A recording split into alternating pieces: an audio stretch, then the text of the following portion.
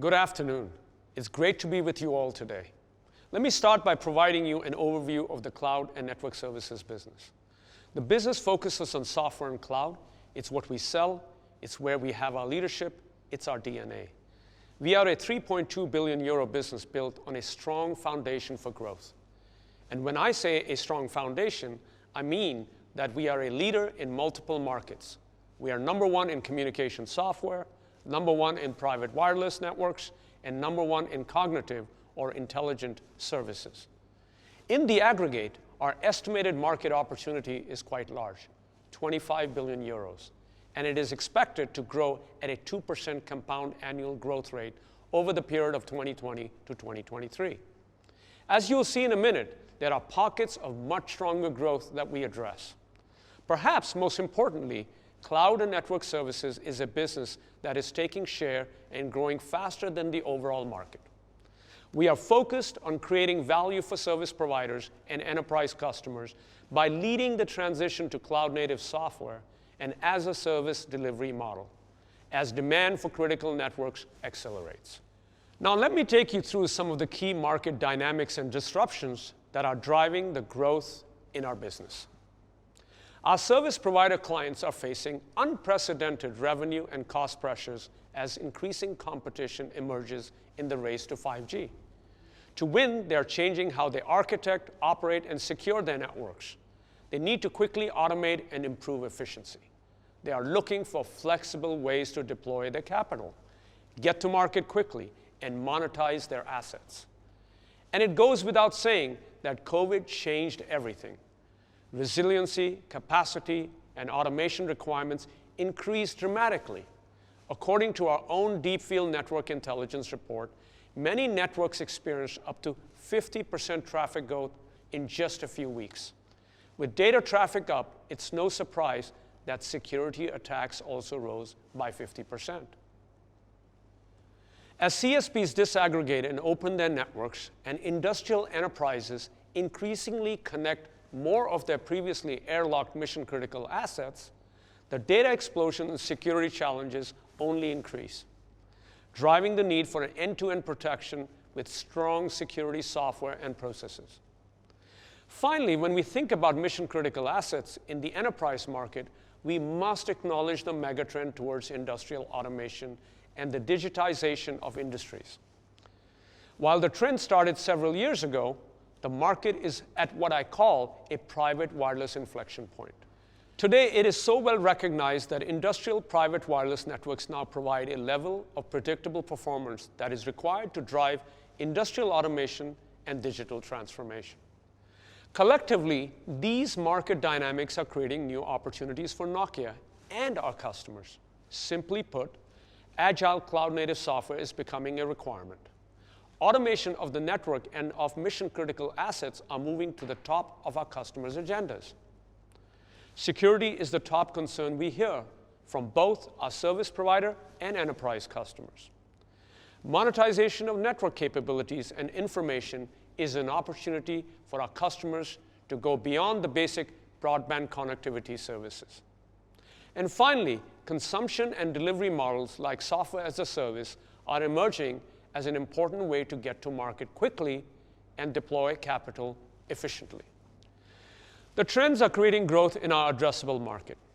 As I noted in my introduction, we expect our overall opportunity to grow at a 2% compound annual growth rate from 2020 to 2023. However, there are pockets of strong growth in emerging areas within our market. The emerging areas are tied closely to the trends I just highlighted. These areas are growth in 5G core, widening use of analytics and AI-based services that will add intelligence to the network and how it is managed, accelerating uptake of private wireless and industrial automation, increasing investments in digital operations and closed-loop automation, and surging interest in managed security. In these areas, we expect the market growth of 150% between 2020 and 2023. Meanwhile, we expect declines in the 3G, 4G core markets, in several legacy application markets, and in the legacy transactional, managed, and network performance services markets. It goes without saying that we are focused on the high growth opportunities. We are actively pivoting our R&D to capture technology leadership in these areas and expect our business mix to change dramatically as a result. By 2023, we expect to nearly double the portion of our business that comes from the emerging opportunities to realize the benefits in both our top and bottom line. In cloud and network services, our fundamental strategy is based on having technology leadership. There are 4 areas of technology leadership and 2 important enablers that will collectively drive our success in the emerging market opportunities. They are security software, automation software, monetization software, and something we call everything as a service. Each of those technologies is powered by advances in analytical and artificial intelligence with flexibility of operation on any cloud infrastructure. Let me provide a little bit more context around how we are leading in each one of these areas. As I shared earlier, security is the top concern we hear from our service provider and industrial customers. Governments globally, such as the United States, UK, India, France, and others, are strengthening the security requirements for critical infrastructure. We have responded and are protecting our customers' networks with end-to-end security automation and self-protected networks. As an example, Telia has trusted us to help simplify their security operations. Our security solution equips Telia with security orchestration, automation, and response capabilities to enable what we call the self-protected network. This means we are rapidly preventing and stopping threats before they materialize and do so almost instantly. Further, Telia can be confident that it is in full compliance with the European Union's General Data Protection Regulation. Telia is just one example amongst many where we are providing a technology leadership in the security domain. Automation is another area of technology leadership for us. It is arguably the most important aspect of 5G because it enables end-to-end network slicing at scale across Nokia's portfolio and in a multi-vendor configuration. Automated network slicing is the key to creating and monetizing unique 5G services. One customer who's leveraging our leading-edge innovation in this area is Singtel. With Singtel, we are implementing 5G network slicing to provide highly customizable services and faster time to market for a variety of 5G use cases and applications such as virtual reality, IoT, and smart factory applications. With this cutting-edge technology, Singtel will be able to offer an enterprise customer a secured network slice in a matter of minutes versus the current weeks or months it would take. In monetization, we are offering our customers top-line growth beyond the traditional broadband capacity model that is prevalent in the market today. Service providers that are creating a digital brand see clearly the opportunity to customize services that can be activated by the end user or create entirely new revenue streams from cloud gaming or secure VPN services. We recently deployed our fully cloud-native monetization suite with Agile Rules technology to Rakuten to enable new digital and network slicing services. This provides Rakuten the ability to rapidly package, price, and promote a wide range of consumer and business services. With this deployment, Rakuten can give its mobile customers a truly new digital experience across multiple services and enhance the monetization of its network assets. And we don't stop there. While our customers appreciate a secure, automated, and monetizable network, it is there as a service model that gets them to market more quickly with new services in a capital-efficient way. Our enterprise customers, such as utilities, ports, mines, and manufacturing, have rapidly embraced this approach in deploying private wireless networks and industrial automation as they embark on their digital transformation journeys. For example, we were recently selected by Tideworks Technology to deploy an industrial-grade private wireless network as a service at the Port of Seattle in the United States to enable port automation. We are providing our cloud-based automation service platform called NDAC to give the Port of Seattle a reliable, secure, and a high-performance private wireless network, which will deliver major increases in efficiency, worker safety, and terminal handling capabilities, performance by reducing the complexity of port flow. Our leading-edge platform will deliver seamless connectivity as a service, indoors and across port operations, cranes, trucks, and lifts. One reason we have technology leadership is because we have built those technologies based on analytics and artificial intelligence. Self-protected, self-healing, user-activated networks are simply not possible without analytics and AI. Take Telefonica. In Colombia, its affiliate, Movistar, is leveraging our digital operations software that is allowing it to complete more than 43 million tasks on a monthly basis through near zero-touch automation coupled with analytics and AI. Optimizing Telefonica, Movistar's network processes, and providing a better experience to its customers. Another reason our customers value our technology is our approach to openness. Our technology is deployable in any cloud environment, public or private. This provides our customers with the flexibility to consume the technology to suit their business model. In addition to the technology leadership we have today, we continue to invest for the long term through collaborations with Nokia Bell Labs. As I said, our strategy is based on technology leadership, and I hope you have a deeper sense of what we bring to the table and how we are investing to address those emerging opportunities and create value for our customers. As you see, our customers recognize our technology leadership, and more importantly, they value what we deliver to them.